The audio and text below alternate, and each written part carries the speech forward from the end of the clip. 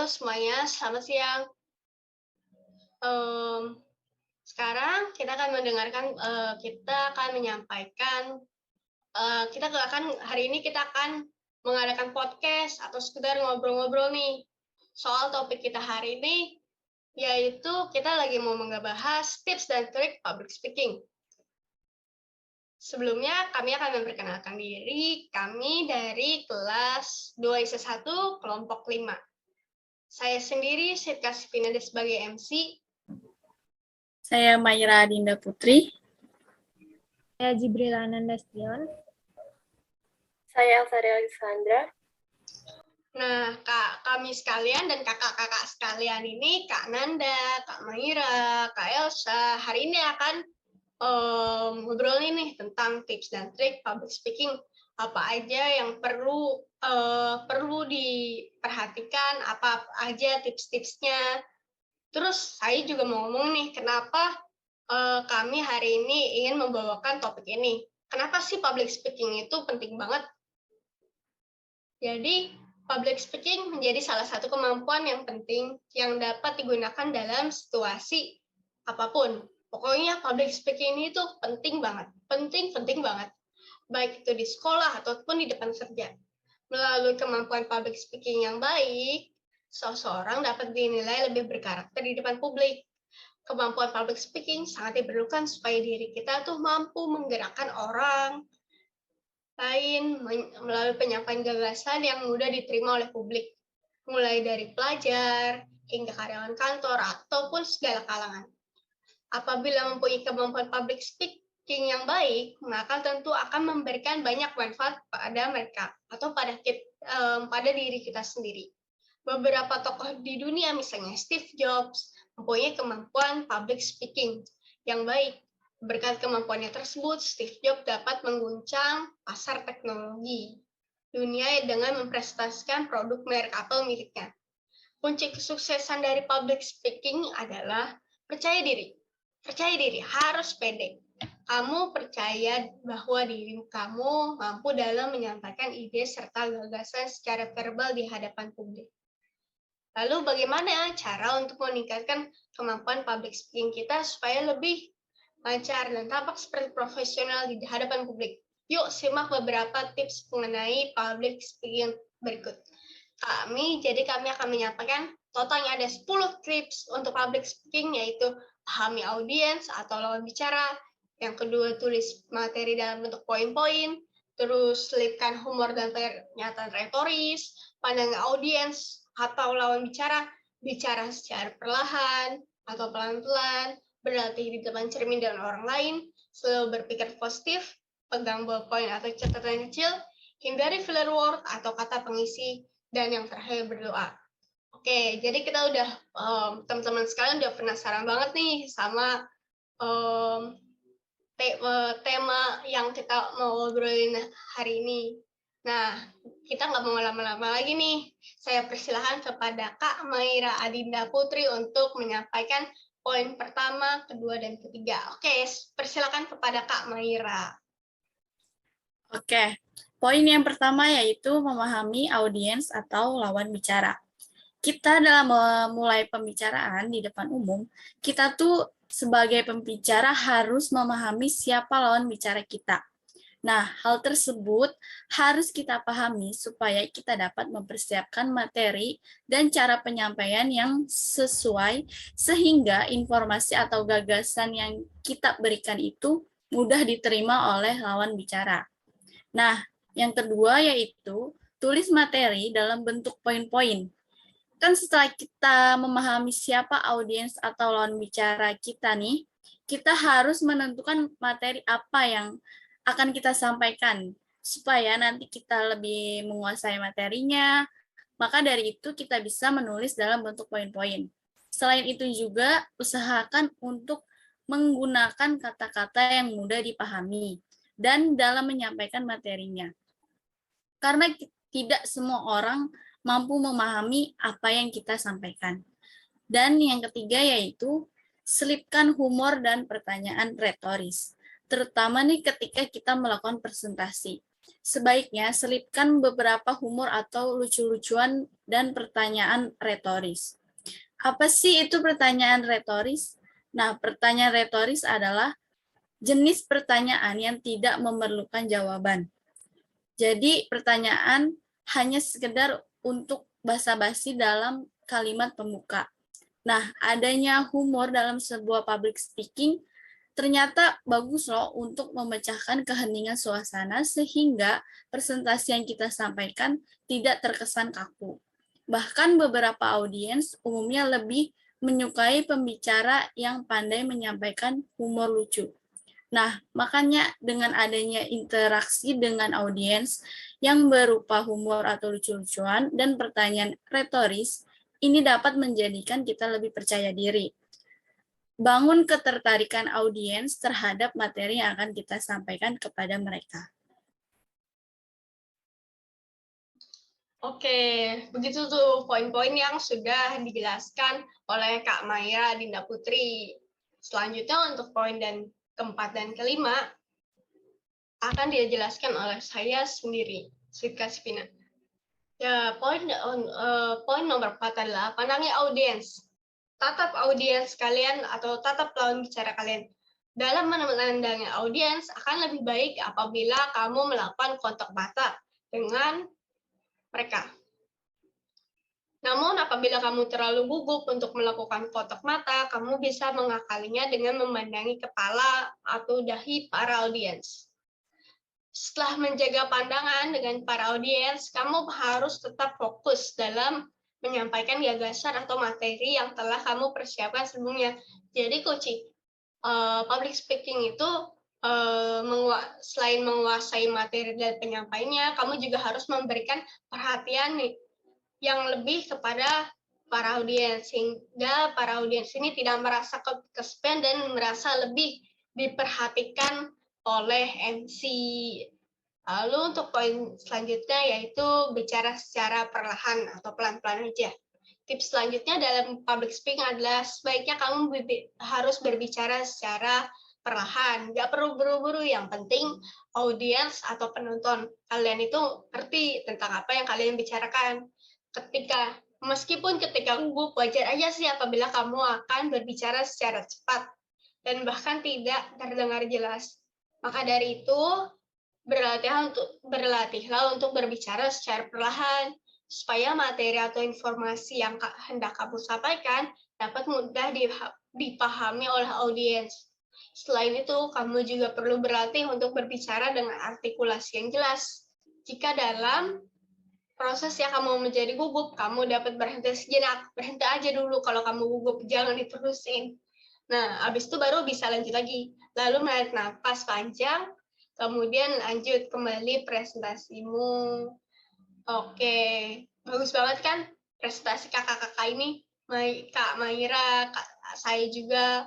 Habis itu ada poin 6 dan 7 yang disampaikan oleh Kak Elsa. Baik, dipersilakan kepada Kak Elsa Alexandra. Oke. Di poin 6 ini ada berlatih di depan cermin dan orang lain. Supaya kemampuan public speaking kamu bisa semakin menjadi lancar, kamu dapat melatihnya di depan cermin dan di depan orang lain juga. Upaya ini dinilai mampu meningkatkan kepercayaan diri dalam kemampuan public speakingmu. Jika kamu belum siap untuk praktik berbicara di depan umum, kamu bisa melatihnya dengan berbicara di depan cermin. Anggap aja seolah-olah di dalam cermin itu ada banyak audiens yang siap mendengarkan materimu. Lalu, jika kamu sudah merasa cukup bagus dengan berlatih di depan cermin, lakukan pula praktik latihan di depan orang lain. Kamu dapat mengajak teman ataupun keluargamu untuk berpura-pura menjadi audiens kamu. Pastikan meminta feedback atau masukan dari orang-orang yang kamu ajak berlatih tersebut. Meskipun mereka bukan seorang ahli public speaking, tetapi mereka pasti mempunyai sudut pandang sebagai audiens yang siap mendengarkan pembicaraanmu. Selama latihan tersebut, jangan lupa untuk tetap menjaga kontak mata dengan audiens. Dan ada beberapa hal yang harus dilatih sebelum melakukan public speaking, misalnya seperti latihan intonasi bicara, bahasa tubuh, artikulasi, dan tempo nada saat berbicara. Nah, untuk bahasa tubuh ini, kita jangan sampai terlihat terlalu kaku. Kita bisa bersikap secara natural aja. Sebisa mungkin, coba untuk hindari gerakan yang berulang-ulang. Jangan membuat gerakan yang mengganggu, misalnya seperti menguap, menggaruk-garuk kepala, dan lain sebagainya. Karena itu juga bisa mengganggu audiens kamu. Poin selanjutnya yaitu ada selalu berpikir positif. Sebelum memulai public speaking, kamu harus menghilangkan ketakutan dan pikiran negatif yang berlalu lalang di dalam otakmu. Karena ketakutan yang kerap mengikis kepercayaan diri itu umumnya berasal dari pikiran-pikiran kita yang negatif. Jadi, kita bisa membangun pemikiran-pemikiran yang positif dengan cara berpikir bahwa kamu pasti bisa dan kamu pasti mampu untuk melakukannya. Pemikiran yang positif ini secara tidak langsung itu bisa menumbuhkan rasa percaya diri kita, sehingga latihan-latihan yang selama ini sudah kamu lakukan tidak akan sia-sia.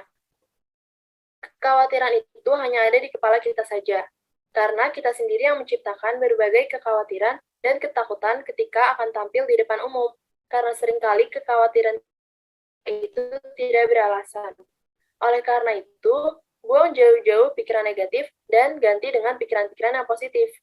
Karena berpikir positif sebelum atau saat sedang melakukan public speaking itu akan sangat membantu kita dalam bersikap tenang dan bisa berkonsentrasi terhadap pesan yang akan kita sampaikan. Karena pada intinya, tugas seorang public speaker itu harus memastikan para audiensnya memahami apa yang baru saja dibahas pada sesi tersebut.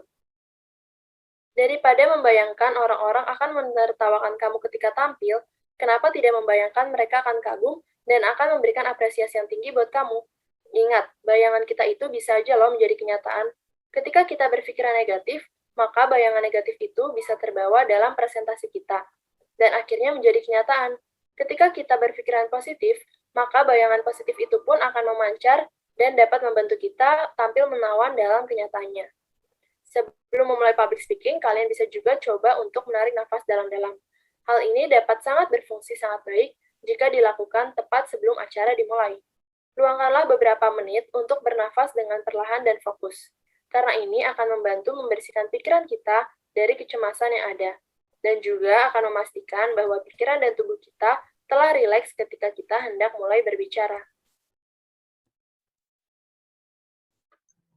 Oke, terima kasih untuk penjelasannya Kak Elsa. Untuk poin selanjutnya, poin 8, 9, dan 10 akan dijelaskan oleh kakak kita, Kak Jibril Ananda. Oke, silakan waktunya Kak Nanda. Oke, poin selanjutnya akan saya sampaikan. Seperti yang kita tahu, saat ini semakin banyak orang sadar pentingnya belajar public speaking. Public speaking jadi salah satu skill basic yang mampu merubah hidup kita. Sayangnya banyak orang yang terlena ingin belajar seperti trainer yang ini, pembicara yang itu, karena alasan mungkin ingin tampil memukau di depan para audiens. Jika kamu masih belum berani tampil dan percaya diri, belajar teknik akan membuat kamu kebingungan. Misalnya seperti belajar teknik vokal, teknik bahasa tubuh, dan teknik-teknik lainnya. Lebih baik fokuslah membangun mentalitas diri.